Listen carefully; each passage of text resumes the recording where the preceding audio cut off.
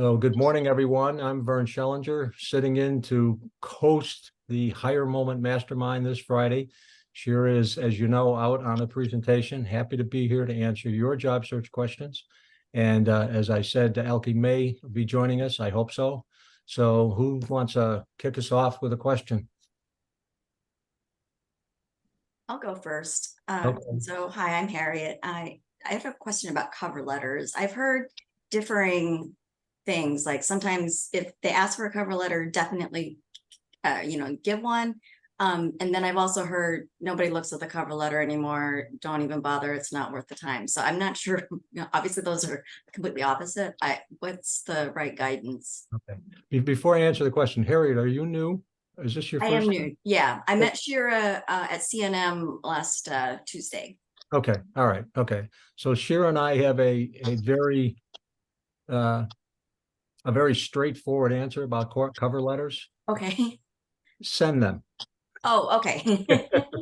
And here's the reason why. It is true that probably only 1 or 2% of people ever read cover letters, but you, as the job seeker, you don't know whether that Right. now that whether that person's going to be one that doesn't read it, or the 1 or 2% that actually read it and really find value in it. Now, obviously, if they ask for a cover letter, yes, you want to send the cover letter. The cover letter is an opportunity to tell to tell the company a little bit more about who you are and why you're the right fit for the job, and so forth and so on.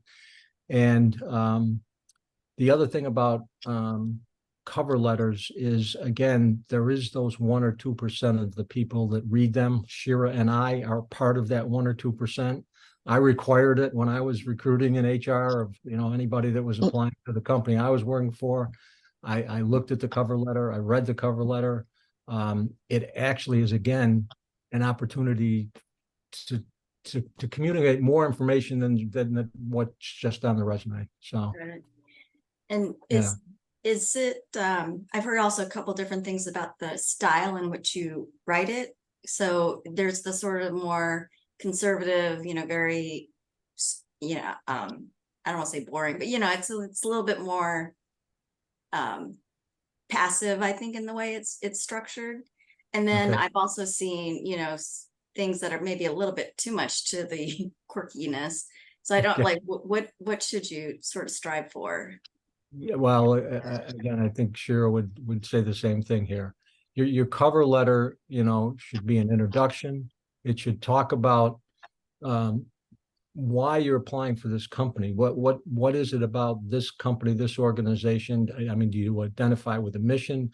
Do you see, do you understand some of the goals or objectives of the organization? And can you put a sentence or two about how your experience really matches with that? And then make sure you include in the cover letter some way to say, here are the skills that you're looking for, and here's what I have. So, and again, Sharon and I talk about when you look at the job description and it's got, the candidate must be able to, when there's a list of 42 things. I always call that the walk on water candidate. Everybody writes the job description, or the announcement that way. Shira and I say, look at the first 3 or 4 or 5. Those are probably the most important to the job. And so, here's what you need. Here's what I can bring to the job. Some people even create a table. Your requirements, your needs, my qualifications, that type of thing. Hold on. Can I say something? Sure, Diana. This is Diana. So what I've heard from a cover letter, from a past experience, that sometimes the cover letter is magnified, like you're under magnifying glass for certain industries. What I'm trying to say is the cover letter means everything. They read the cover letter and you can be eliminated just by the cover letter alone. I've had that happen to me. Yeah. Well, and having spent as many years in HR as I have, I don't think anybody on this call would do it. But I mean, I've received cover letters and resumes for people who had no skills, no experience whatsoever in relation to the job. And it was just, you just shake your head and said, why did this person apply to this job? So, Because they were interested well, and I they guess wanted so. it so badly. Yeah, I guess so. But they didn't have any of the skills or experience that were in the job description. So, Or they were ambitious. yeah, there you have dishes. Yeah. Okay. Uh, Can I share a story, Vernon? sure.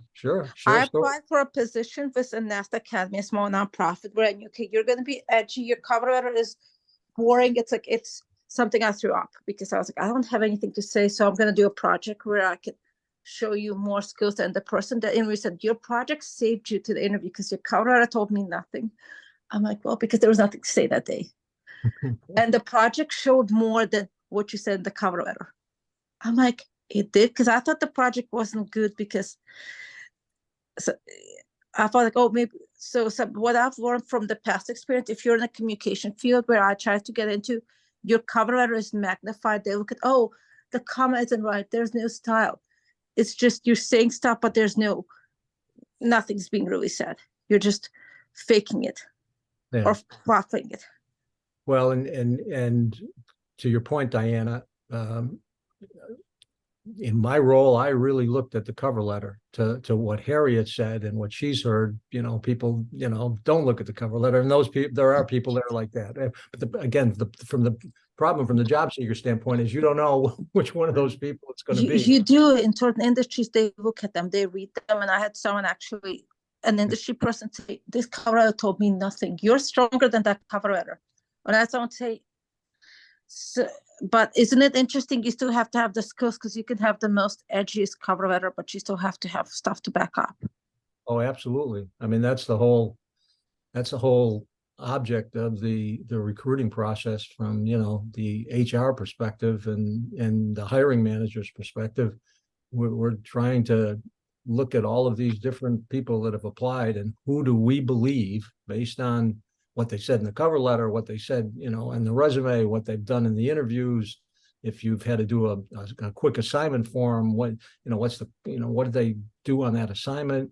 I mean, it's all about, selecting what the company, the organization feels is the very best person for this particular position at this particular time. So. What field did you recruit in, Vernon? What's that? What fields were you recruited for when you did recruiting? Oh, boy, I did recruiting in lots of different organizations. So, I mean, when I was at Dunkin' Donuts, we were recruiting from in corporate headquarters. We were recruiting for accounting, finance, legal, and then we were also recruiting for people who had skills in the operations of a Dunkin' Donuts position. So district managers, directors, vice presidents. So we recruited for all kinds of people. And then most of the other recruiting I did when I lived in DC was for associations. So people who had typical roles, like membership, operations, fundraising, those types of things. That's the hardest thing in the world, fundraising. It's brutally challenging. So hopefully Elke is joining us here. Looks like he might be able to join us. So.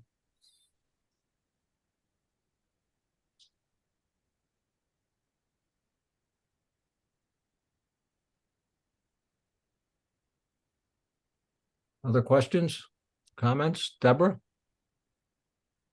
So switching topics, Vern. So I throw this out, like one thing as a job seeker, I remind myself not to overthink things.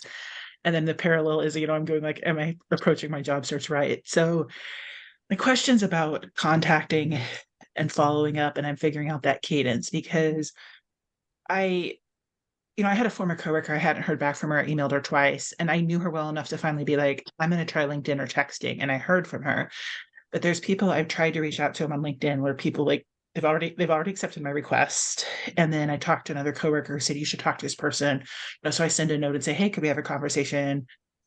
Wait about a week, 2 weeks, follow up, send a note. And so my brain's going, should I try a third time? Should I try to find this person's email address? And then as a job seeker, I like LinkedIn because it's fast and easy for me.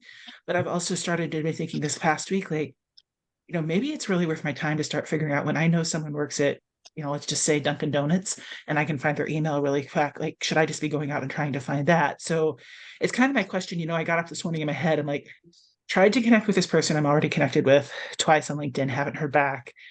Do I look for the email and go for the third time, or is that being too pushy?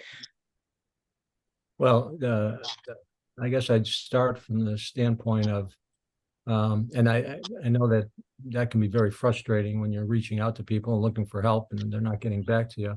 But the people that you're connected to on LinkedIn, the first question I have is, what is the strength of the relationship? Because I can tell you all right now, you've got people on your LinkedIn profile that if you went down there and looked at them, you would say, who is this person? Right? All it is a name, right?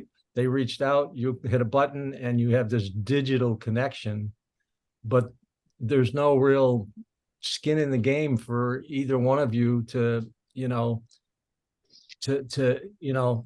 doesn't become an urgent request, or it doesn't become, oh, it's Deborah, I've got to get right back to her. Deborah and I are best friends. I know her, I like her, I've seen her work.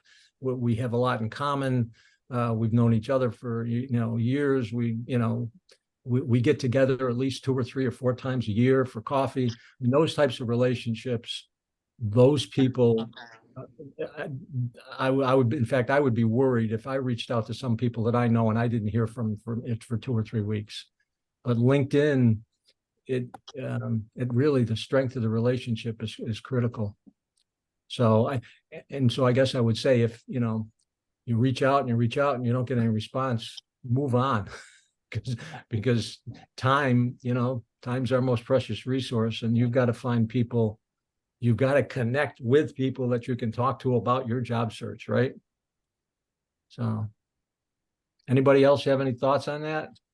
Can I share something, Vernon? Yeah. So if you sometimes want companies so badly, sometimes you have to go where the companies are. Yeah. Like the events, if that's even an option for some people. Yeah. Yeah. Yeah, certainly. One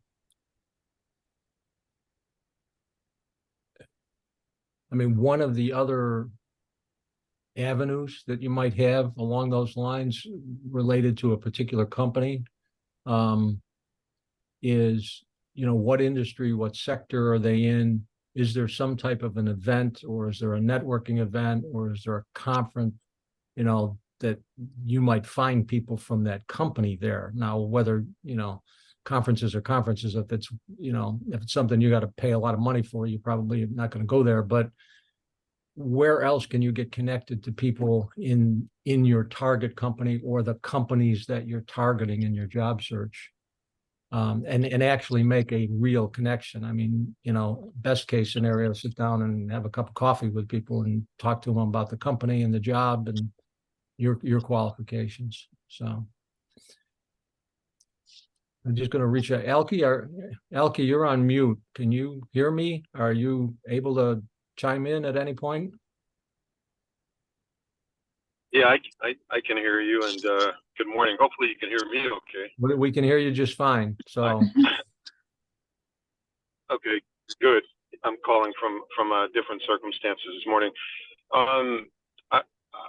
I want to go back to the point that you made, because I've been thinking about this the last 2 weeks. I've been working on a project, and I've been really thinking about this thing with timing. And unfortunately, there is a place that you reach where what Vern said is true. You move on. You planted your seed, though. It doesn't mean that the seed may not come back. But there is a mental place that you reach where, you may or may not have reached out one way. You may try LinkedIn to see if you have a connection. I think last week on the call I mentioned, following up and asking certain types of questions. I know I tell people that from time to time. nothing related to, you know, hey, do you have an update, but more a question about it. It prompt. Can you hear me okay? We can, you're breaking up a little at different points, but It prompts them to follow up, but at the end of the day, sometimes it reaches the point where they're not gonna follow up yet. I'm sorry about that. I'm sorry about that. Is this better? Is this better? much Yes. better, much better. Much better. Okay. Yeah. Sorry about that. I That's was okay. basically saying that what Vern said is true. Sometimes it reaches a point where you have to move on. You've planted your seed with all the initial things. You may have followed up once, you may have followed up twice. If they're not getting back to you, it doesn't mean you're out of it. There could be a lot of reasons. One, they haven't made a decision yet on anyone, and everybody they talk to, they're just pausing, but they're not following up yet. They could have made a decision, but until that person accepts the offer and the start date comes, they're not going to send out that notification that says, you know, dear John or dear Jane, thank you, but no thank you. There's a lot of reasons they're not getting back to you. But if you've made one attempt, two, and definitely three, you move on to your other search, other things that you have going on, because you're just not going to hear anything until they get back to you. And so there is a point that I would say, and it's not the same with every organization, but there is a point, and I'm speaking as a recruiter who sees the emails from everybody saying, hey, Elke, you have status yet? I used to get those all the time. Once, twice, and then, you know, you let time go by, or you try to, if you don't have a commitment, like, you know, hey, I'll call you by 6 days from now. And then when they don't call you, say, you know, hey, you said you'd follow up in 6 days. If you don't have a timestamp from them, I say once, twice, and then you move on, and do other things, do other searches, and then maybe you get that call. But yeah, I think there is a point where you have to just move on. I actually say, to protect yourself as well, your emotions, your thoughts, go into it with that mindset as well, saying, all right, if I apply for a job and I don't have a recruiter who's giving me that timestamp, it's almost like you're just throwing a paper airplane into the air and just go ahead and make another one, because that one, the chances are you gotta prepare that you may not hear anything back. And this is me as a recruiter saying that. Just you applied, throw that airplane out there and just go ahead and start folding the other one, because chances are that one's, in this day and age, it's not coming back. But if it does, then hey, that's what you applied for. So Yeah. And Deborah, were you talking specifically about an organization that you're applying to, which is what Elke's comments were, or were you just, I thought maybe you were talking about just trying to network with somebody who you think could help you in your job? Yeah, I think it's networking with someone in my job. And I think we talked about that before Elke got on. And, you know, it's interesting because I was listening to this podcast yesterday while I was out for a walk about LinkedIn. And it kind of helped me think about it, because I know as LinkedIn, I'm on, as a job seeker, I'm on it all the time. But this person was saying, like, hypothetically, I think it's like half the people who have LinkedIn accounts really aren't active or on LinkedIn that much. Nope. So, you know, you can think about it. It's like, I could hypothetically have 1,000 connections. 500 of those people Never probably look at aren't even on LinkedIn. And I had coffee yesterday with a former coworker, and she's actually is in digital media, has done that. She's not doing it right now. And she's like, Deborah, I'm glad you emailed me, because I'm not checking LinkedIn a lot. Yeah. So it's, you know, so it is one of those things that really helped me think about that perspective of, Yeah. same, almost the same concept. I apologize for missing the beginning, but I would say it's almost the same concept. After you make a few attempts, it's almost the same thing. Yep. Move on. And again, if you won't strike out 100% of the time. I mean, you know, you'd like to think that maybe half the time when you connect with somebody, they'll at least talk to you or see if they can help you. So you just have to keep trying, and like I said, move on, because if you're not getting responses, then you're almost wasting your time. And you know, you've got to use every bit of your time in the job search as efficiently and effectively as possible, and that's always difficult to do. It's just such a it's just such a, I don't know how I described it. I just described the job search as the most challenging project you've ever worked on in your life. So, I call it the one where it's like every day I'm getting up and we're planting seeds and we're doing things, and we're not going to see the fruit until we land, and we have no idea when that's going to be. and But you you have had to that, keep like yeah, doing things every day, yeah. and And, that's yeah. and to your point, you don't know when the end will come, which is completely different than almost every other experience in your life. I mean, if you're on the job and you're working for me, and I said, Deborah, Mhm. we got this project, we've got to install this new software program, and we start the project in January and it's scheduled to be in by June. I can come to you and I said, Deborah, how we're doing? You could say, we're on track, we're under budget, we need more money, we need a little bit more time, we've got to push the due date out. You can tell me kind of where you're at in terms of reaching that goal, right? Mhm. Job search, you have, it could be tomorrow, it could be 6 months from now, and that's just, as human beings, that just, it feels like you're on the treadmill, right? And Yeah, you're it does. and yet, and I'm sure Elke will agree with this, nobody's come up with a different way to do this, because if they did, they'd probably be a billionaire if there was some way that they could, make this process instantaneous, and everybody would be happy. The company would hire people faster and you'd get a job faster. And so, It's it's funny. I don't know about $1 billion, but this is what Shira and I do. There's a corporate recruiting side where you apply online, and then it depends on the company and the organization, how they have their ATS set up, their response time. And most companies are working hard. Nowadays, they understand, ghosting people or not getting back to them at all is bad for business, but they still can't. If they have 200, applicants within a week for a job, there's no way they're going to go through them all probably. And so the process itself going that way is just that's a long process, as opposed to, if you're working with a recruiter who reaches out to you, not that that's going to be perfect either, but you're working with a recruiter one-on-one. They may or may not have a specific opportunity, but if they do, that's more, one-on-one type status checkups, because the recruiter's motivated to close this for some of that, not $1 billion, but some of that fee. We're working to close this job as soon as possible so we can get paid, so our candidate can get placed, and so we can help our client. And it's usually in situations like that that you can find out a little more. Hey, they're expecting to make a decision by this, or hey, if you interview tomorrow, the second and last interview is going to be Friday, and you get all these status updates and you get all this heads up.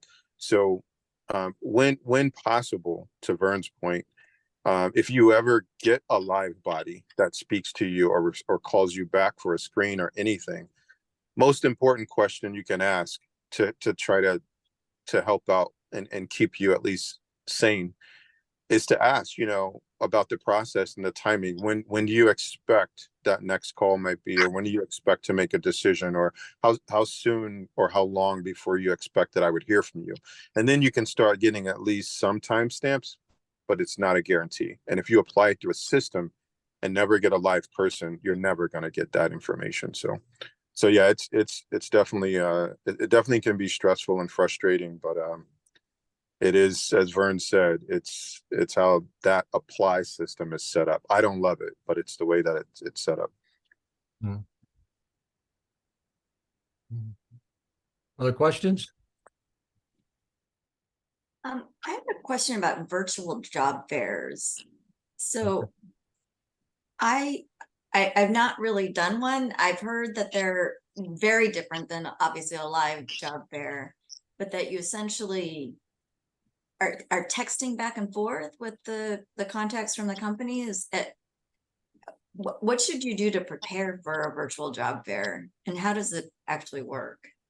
Okay, so now I'll date myself. So I left HR before virtual job fair. Okay, so Elke, do you have um Yeah. any recommendations for that? I mean, I could guess, but you've got more experience than me, so. Yeah, I've done some, and uh, I'm sure you're not a day over 30, Vern, so I don't know what you're talking about. But Okay, all right. um, in most of those, it's kind of they can be quick depending on the number of attendees. I've done a few. Um, um, what you can expect, and again, some of them are set up different. So I've been a part of them where I have been a recruiter sitting at my normal desk, but it's open virtually to people across the country and around the world. And a lot of times we can see ahead of time, if there's 20 people who are signed up to attend or 5 people, sometimes we can already, book you and schedule you for a certain time that I'm going to answer your questions and talk to you about the job, or opportunities that we have, or talk about the company. So I've been a part of one where literally, I think we had like 5-minute limits. So the person may, sometimes you're able to email your questions over ahead of time and we can answer them, or we just get on a kind of a session like we are right now. And you jump on and you're like, hey, tell me one great thing about the company, or, hey, I saw these 3 positions that are open. And a lot of times they will do that as well. The company will share all of the open positions. You can kind of take a look to see which one specifically you may ask about. A lot of times they will assign specific recruiters, who are working on certain jobs. They will allow you to sign up. And if you're interested in a certain department or certain jobs, then that recruiter is already earmarked and ready. He already, I may already see you and 4 other people, who come from this background. So I don't know the one that you're set up with, but there's a lot of times there's a lot of work that goes on ahead of time so that you can kind of queue it up. And then there may be a recruiter who's ready for you, or you can step into a situation where you both just show up, and then I look and see you in the queue and 5 other people. And I'm like, okay, now let me talk to her, hey, how are you today? What are your questions? What do you want to talk about? And a lot of times it's done by instant messenger. It could be by video, or it could be you dialing into a number and speaking to a recruiter. So it's as it says, it's virtual. You don't get the face to face unless they put you on video. There may be a time limit, so you can expect it to be short if they have other people, or if there's not a long queue, you can sit there and talk to the recruiter, for a long time. So While I'm not familiar with the mechanics, I can assure you, you need to prepare for, any kind of virtual interaction you're going to have, just like you were preparing for, an interview. I mean, there's a position if you're on a virtual job fair, that you probably know the different types of positions that are there, and which one matches, which 1 or 2 or 3 match what you're looking for. Look at those job descriptions. What are the key responsibilities? Prepare your answers, practice your answers if somebody asks you about this. So that in that as Elke just said, it's a limited period of time. So if it's only 5 minutes, you want to do your best job to, in that 5 minutes, teach that other person as much as that you can about, who you are and why you're the right fit for the job. yeah. And I would add to that too, is pretty much just prepare. A lot of times it's information gathering for you, a chance for you to ask questions. But to the preparation tip, what Vern said is, I'd prepare just a quick elevator, Okay. wrap up about yourself, 2 minutes max, of where you are, what you're looking for, why you're interested, and why you tuned in. And I looked at the company and I had these 2 questions, things like that. I have a couple of good questions for them. Okay. And also, in case it does turn into a live interview, which, if we're talking to you, a lot of times there's not a lot of time to speak. But if you struck my interest, whether there's a job or not, I'm going to follow up with you to get you in our pipeline, or to pass you on to another manager. That's the purpose of these fairs as well. So be prepared for anything as little as just got some information, not interested anymore, all the way to, hey, can you come in person tomorrow? Or can you do a virtual interview tomorrow? So I prepare that way. Okay, got it. Thank you. Right. Other questions? Brian, can I share about my experience with a virtual interview? Sure, absolutely. It Share. depends. I mean, I would look at the companies because I was meeting yesterday with IRS, a place I would never thought of. IRS accountants. Sometimes you have really good conversations. A company you would have never even cared about. That can happen. That happened to me. Yeah. Yeah. Yeah. Yeah, And I nothing. put in a site for good virtual job fairs if anyone's interested. Sure, if you want to put that in the chat. I did. That's why I'm gonna do another one just in case someone's interested. Sometimes they can be on video. Sometimes it's not even worth asking the recruiter. The site tells you all the questions. Yeah. All right. Gets you all the answers to all the questions you could have. It varies. Yeah. Diane or Karen, you've got a question? So I work with Women in Technology on their job fair committee. They have one coming up on November the 8th. Oh, okay. I would suggest writing out a couple of responses because a lot of times you're typing on the virtual job fairs more than you're speaking. And it saves you some time to say, hi, my name is so and so. I'm looking for a position in X, Y, or Z, whatever it is you think is appropriate. Okay. So that way, you're not spending your whole time typing the exact same thing over and over again. Got it. Is the Women in Technology one, is that a virtual one or is that one an It's a in-person? virtual one this time. Yeah. Okay. Okay. Mhm. And they usually have people that like to talk to you. I mean, that will talk to you. I've been on some virtual job fairs where they don't even see who you are. They just, don't even speak to you. So I like virtual job fairs, but, and I have gotten some interviews out of them before. Oh, okay. Well, that's a good sign. Okay. Great. Yeah. Thank you. And I think it, with the virtual job fairs, as Karen is pointing out, they and Alki pointed out, they come in lots of different flavors. So, you may go on one and it might be a bad experience, or you might not be able to get two words in edgewise or very little time. But that, don't stop going to virtual fairs because of that one experience. Make sure Right. you give it some time, and because you may just hit one that really, as Karen said, she got an interview out of some of them. So, Yeah. yeah. Great. I think how you communicate with people in any way, shape, or form while you're job searching is a good thing. Yep, that's right. The more people that know who you are and what you're looking for, the greater likelihood someone somewhere is gonna, all of a sudden hear of a job and they're gonna think of you, and before you know it, you could be interviewing for the job. So, I only want to add one other short thing that you just made me think of. So the last virtual fair that I did, and I think I mentioned before, I pipeline a lot of the folks that attended the last job fair I was on, and there was a couple of people who were actually right for a couple of jobs that I was actively recruiting for.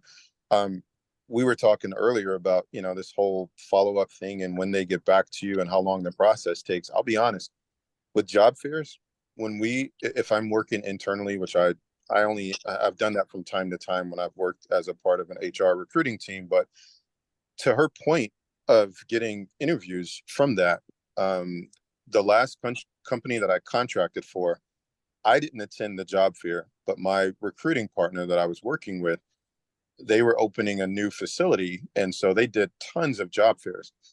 When they do, they drop, as recruiters, they drop everything that they're doing to go in person and set up a table to look for talent. They're doing the job fair for a reason.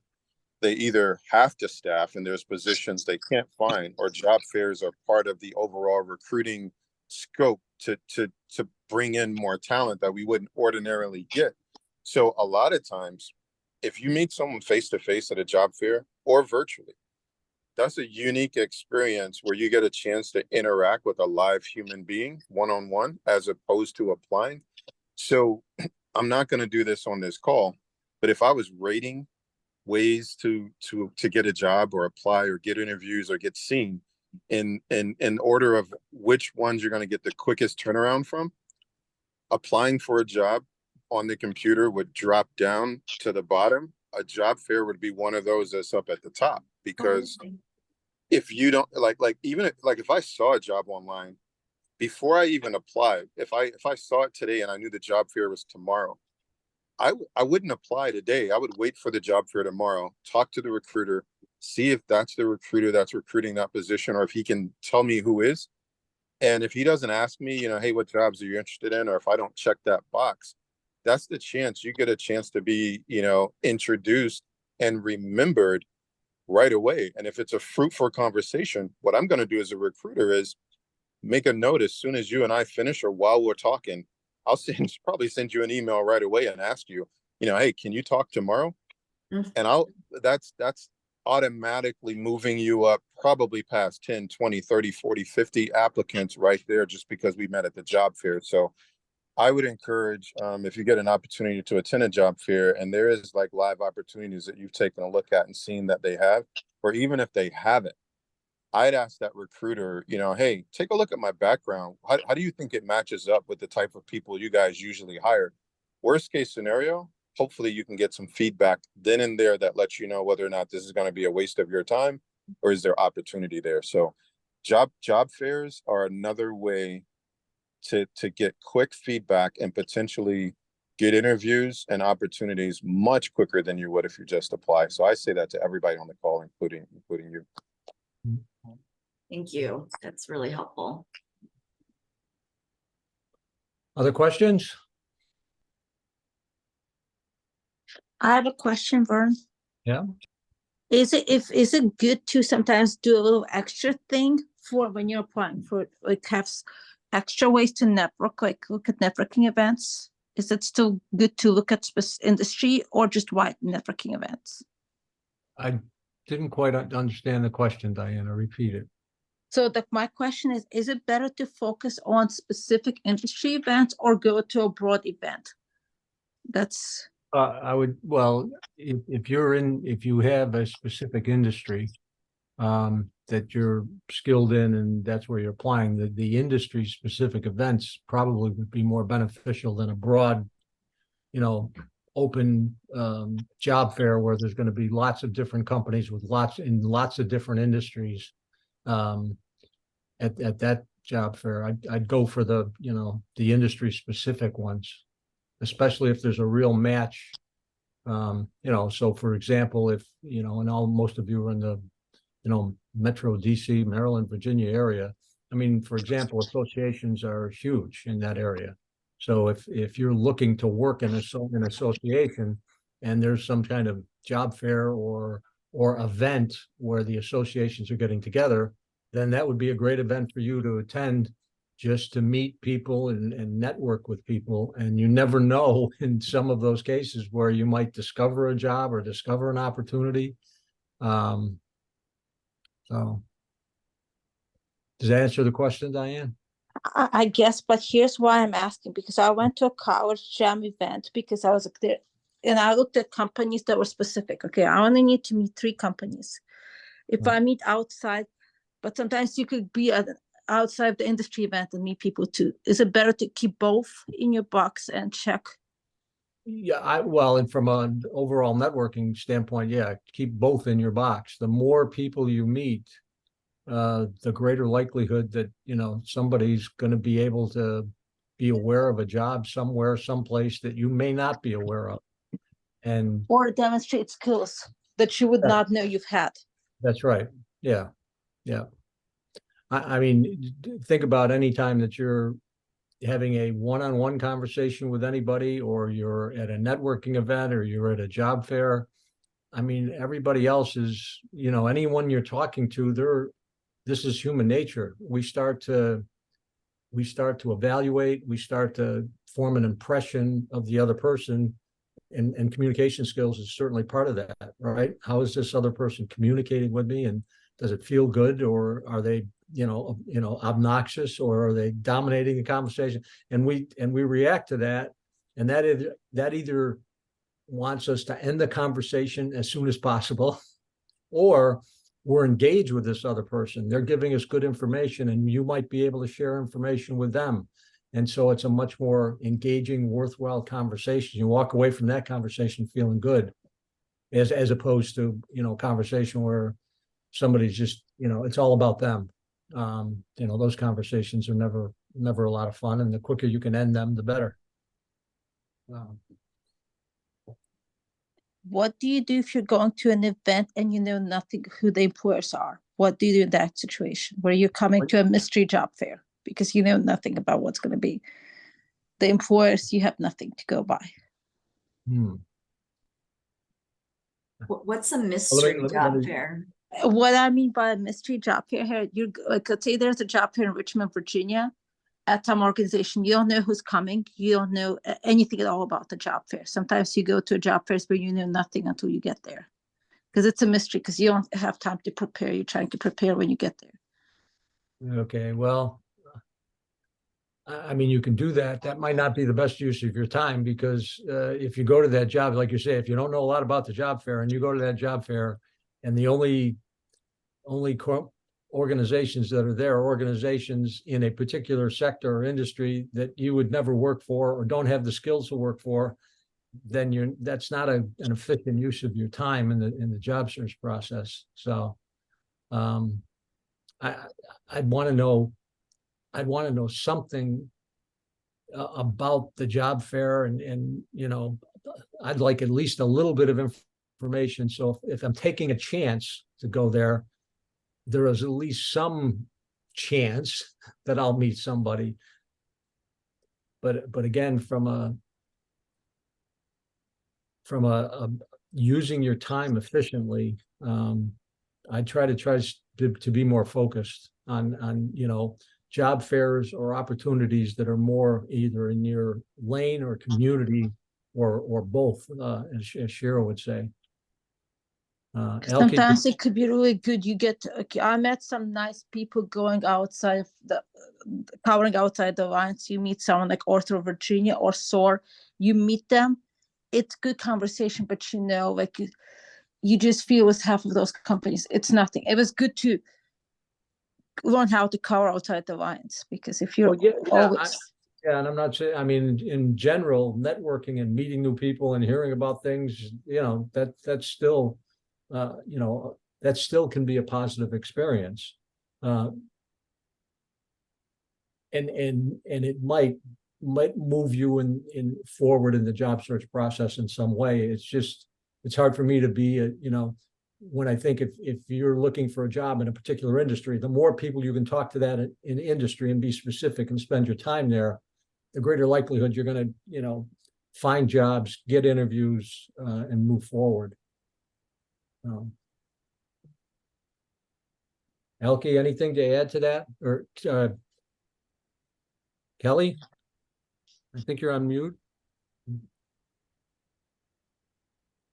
Yeah, I gotta run, but if you have nothing going on, just bring a couple resumes, show up, walk around, see if you see any companies that are interested, and have a conversation with them, and then go from there and move on. But just be yourself, and just be able to talk about your resume and who you are, and just be, I look at it this way: you're having a conversation, you're meeting people, and you never know. Yeah. And they might know someone. They might not be able to help you out, and you might, but they might know someone else that might be able to help you out. So you never know. Always network. Community colleges do that sometimes, and that's frustrating. But you're like, that prepares you to go outside of the book. Yeah. Okay. I think it's if you haven't been on this call, Pat Romatelli, she's a call every Thursday at 7:45. And she always emphasizes get out of your comfort zone. And it's called Bulletproof Your Career. She's phenomenal, and there's about 300 people on the call every week. So pretty powerful. So so just Google Bulletproof Your Career, Pat Romatelli. So Awesome. Okay. Yeah, she's done a number of TED Talks that are Oh, yeah. pretty Very well. pretty impactful. She does a great TED Talk on networking and more about the history of networking, which is fascinating, and where it is, and again why it's so important for you to continually meet people. So So anyway, yeah, I had an interview yesterday, and then I found out this company's upstairs. I know some people there. I went there, stopped by, and had a 20-minute conversation with one guy, and then I saw the other guy that I know works there too, and just had a quick conversation, got their card, and let them know what I'm doing, and you never know. So Yeah. anyway, have a great weekend, everyone. okay, take Have care. a good one. Bye. Yeah.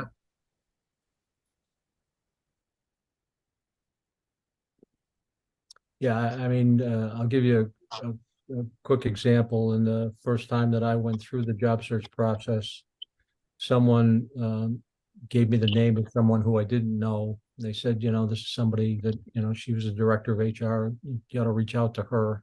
So this is completely cold call. I had a nice conversation with her. Nothing really came of it until I was about to hang up the phone. And she said, oh, wait a minute.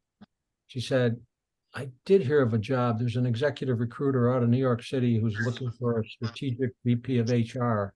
She said, would you, want that information? I said, sure. I called the executive recruiter. I interviewed. I got the job. Wow. Okay. So if I didn't, the person said, reach out to her, and I didn't know her. It was a cold call. It could have went nowhere. But that's the problem, is you don't know. So Or you take chances. Bro, You- like I learned, you take a chance. Sometimes your extra little thing overcovers a weak cover letter, because they're like, wow, we saw a lot of good stuff. That's what she told me. That cover letter wasn't good, but when you sent stuff to executive director, that got you an interview, even if you weren't exactly qualified for the job. We Yeah. saw stuff that we liked, but then she asked me, what's your experience in special ed? That to be like, wow. Because they said, would you volunteer for us? I'm like, I'm not going to volunteer for that agency because I'm not an office manager. I thought I was an office manager, because what works at a small nonprofit with one person doesn't work when they have 4 people. Yeah. Yeah. I mean, I said, I'd stay in touch. If you could tell me what's my skills, because I can tell you, if she asked me, what are your skills? If I do stuff, we don't talk about skills because you see the project. I would just say, okay, let me try it. This seems like a nice agency. If I get ahead, if I don't get ahead, I know I'm going to do the best I could. Well, and again, anytime that you're networking, whether it's in the job search or not in the job search, as I said earlier, we're human beings. We form impressions of other people. And, those can go from, not so positive to like, wow, I really like this person. And I'd love to, build a relationship with this person because of common interest or whatever it is that we find in the other person. So, and obviously it's got to be mutual. I mean, for it to really work, when it's mutually beneficial, when both of you are on the same page, and you're constantly thinking about each other, or recognizing when something comes up, this is something that Harriet would be interested in. I'm going to make sure I send that article to Harriet. I'm going to tell her about this TV show. I'm going to tell her about this restaurant because I know she loves Korean food. Mm-hmm. It can be as simple as that, or it can be, hey, Harriet, I just saw this opportunity that is absolutely, I think it's absolutely perfect for your skills. And now you're getting potential interview. So whatever it is people can give back to you when you have a really mutually beneficial relationship, they do it automatically. At least they should. That's what it's all about. When it's a, when it's a trust-based, mutually beneficial relationship. So, well, I have a question. Let's say I interview with you. You're in Richmond, Virginia, and I interview at your agency, and you like what you see, but the job that you have doesn't fit me exactly. But the person offered to stay in touch, and I was like, well, I'd be happy when you guys have time, we'd circle back in case you guys have something. because they seemed like a nice agency, except when they offered me the volunteer position, I was like, but I cannot work with your clients. You guys don't need to know that. Because I had to act like I was more special and friendly then, because I knew that's what they would want to hear. But I'm like, but that's not you. You're not that. You're only saying those terms because your mom works in the field and you want to look like you'd fit in. They probably figured that out when they asked it. And if I'm like, well, I kind of have experience, but is experience being in the same room? Then yes. No. Yeah, you certainly, if it's not the right fit for you, then you certainly don't want to pursue that. I mean, it's still good to stay in touch with them if they really like, you as a person, and they liked the project more than they liked because during the interview, I was like, well, it would be going that way. She's like, I'm afraid you're trying to go on that train. I'm like, yes, I am going to go. She's like, why are you bringing up Donna? I'm like, because if I try to impress Donna, then it doesn't matter. She's like, but she doesn't work in the office. I'm like, but she does work in my field, because that's who I was gravitating. You know how sometimes you gravitate to an agency to certain people? Yep. And I'm like, you're right, she doesn't, but I wanted it to feel that way. She's like, but that's the problem. We need you to be in the office. We don't need you to be hanging out with director of communication. Yeah. Because I was trying to show everything you could possibly see. That I'm like, but you cared more about one section.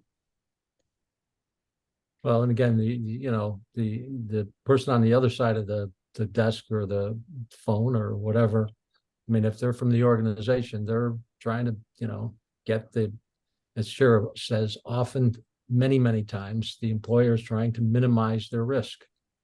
And so they're looking for the perfect candidate, which there never is a perfect candidate for any job, but they're looking for as close to, a perfect candidate as possible.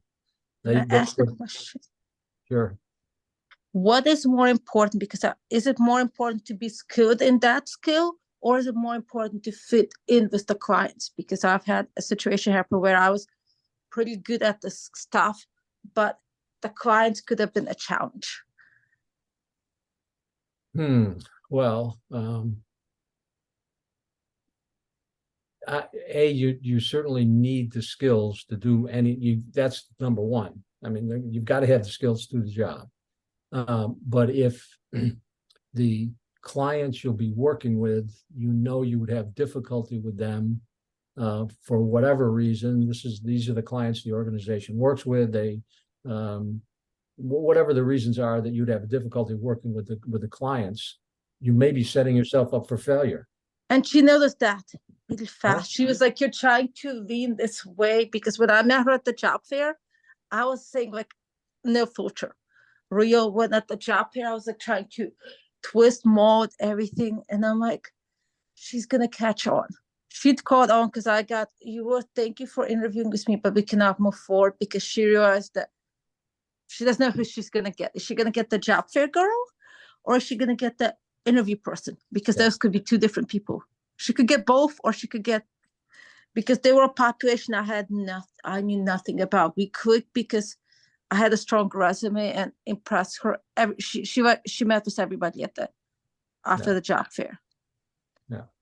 Well, and so again, it's all about fit, and so you use the word risk, and that's trust. The employer sees there's some risk in hiring this person. We're not sure. There's something. Got the skills, got all these other things, but these 2 or 3 things they don't have, and maybe those 2 or 3 things are the most important part of the job. They're saying it's too big of a risk to bring somebody on that, again, they're looking for the perfect candidate. So they're looking for someone she could trust. She's like, I need someone that I can trust and leave you in the office. And I'm like, it's because you might be doing more than I need to. I'm like, oh, and she's from a special population, because that's how I met them, through a special population job fair. And she's like, well, are people like this person? I'm like, and I knew when I met them, okay, something doesn't seem right. You're gonna apply, but if you get to the job, if they invite you for him, you're gonna be on your best behavior, which I could survive for 10 minutes. If it'd been after, but if I'd gotten the second interview, I'm like, I'm not sure. It didn't feel right, but I'm like, you got the interview. Don't throw away an interview. just try to be what they want you to hear. And they knew that it doesn't work. Yeah. Yeah. Well, again, I would say just learn from that experience and again, it's trying to be something you're not is not not the best thing to do in an It interview. fails. Like I Yeah. read, okay, it was great, but why am I having when I agreed to your interview, why am I feeling so against the agency? When you interview, you don't say that stuff. You're Yeah. like trying to say what she wants to hear, and she knows exactly what's going on because Yeah. she knows that tribe better than I do. Yeah. And they're using interesting pronouns, and I'm like, she's not gonna hire a person that says interesting pronouns because that's not acceptable, even if the person is really good at the stuff, because she's just not gonna trust that person. Well, like I said, use it as a learning experience and again, try to be as efficient and effective in targeting, the jobs where you think you've got a real shot and you've got the skills, you identify with the mission, you like the product, you like the service, you like the culture of the company based on whatever. That's a good idea. Yeah. Yeah. I tried to fit myself to the culture, and that fails like 2 times. I'm like, so is it better to just say, okay, this is me, who fits me? Because if you try to do the other way around, you're frustrated because you're trying to say all the right stuff, but you don't feel it. Yeah. Well, yeah, and I know the example Shira uses a lot when we talk about culture is Amazon, and Amazon has a very, very challenging culture, and if you don't fit in, you're gonna feel like a duck out of water at that organization. Their culture is very much whatever you do, no matter how good you think it is, you're going to get challenged. Or people are going to ask you questions or going to try to poke holes in it. But it's all about continuous improvement and innovation with Amazon. Amazon started selling books 40 years ago, and look where it is. Really? 40 years ago? Yeah, something like that. Then they started, the only thing they sold were books. So it's really, the problem with culture is as much due diligence as you do with culture, you never really know what the culture is like until you accept the job and you go there. And what about Facebook pictures? Do they give you clues? Because they gave me clues to Facebook pictures. They can give you clues, but everybody has their own reaction to whatever culture they're in. And it can be very positive or it could be not so positive. Even people within the same organization may not view the culture the same way, or it affects them differently just because of who they are as human beings. So, but it is. What if the pictures make you feel the wrong way? Those were problems before. The pictures, since it's June, for that agency, June is a very important month. And I was like, but you don't feel that way. That's not true. How are you going to survive that interview? It was actually exhausting trying to smile professional like a politician. I'm like, why did you even agree to the interview? Because they seemed so special. They weren't that special. What I mean by mystery is when you know nothing about stuff. Well, Diana, we had a good conversation, but just felt wrong at the end. Well, and most job seekers have multiple interviews over the course of time, and some interviews are better than others, and every interview is unique to its own self because the two individuals are unique. Whoever's interviewing you and you are different individual people, and it goes from there. So Harriet? Vern, I do have one last question because I know we're about at time. So there are some sites where you load your cover letter, you load your resume, but they have a third option where you can also load something else. Is it advisable to go ahead and load something else? And what would that be? Like an example of your work? Is that kind of? Yeah, so the first thing that comes to mind, which probably is almost, it's not like optional, it's probably required. I mean, if you're a writer, they're going to look for a sample of your writing, right? That type of thing. But in that box, anything that you think that you could add, if it's an optional, anything that you would have that you think might might enhance your candidacy. Anything that's obviously something you put there that you think if they read this, they see this, it's gonna show them I have certain skills to do the same kind of work that they're looking for. I mean, maybe it's a project that you've worked on and you're able to, you've got the summary of the project. You might even have it in your, obviously, if it's a successful project, it might be in your resume, but you have all of this data that you could Yeah. put in some type of Okay, Word document or whatever and upload that. okay. PDF, I think. I think Yeah. it's PDF because some places ask for your college transcript. Yeah, yeah, Okay, no, So- thank you. That's helpful. yeah. Great. And I am gonna have to wrap up because I have a 10:30 phone call. So great talking to everyone. Have a great week and we'll see you next Friday. Great. Okay. Bye. All Bye. right, take Have care. a nice weekend. Yeah, Take care. you Bye. too. Bye. Bye.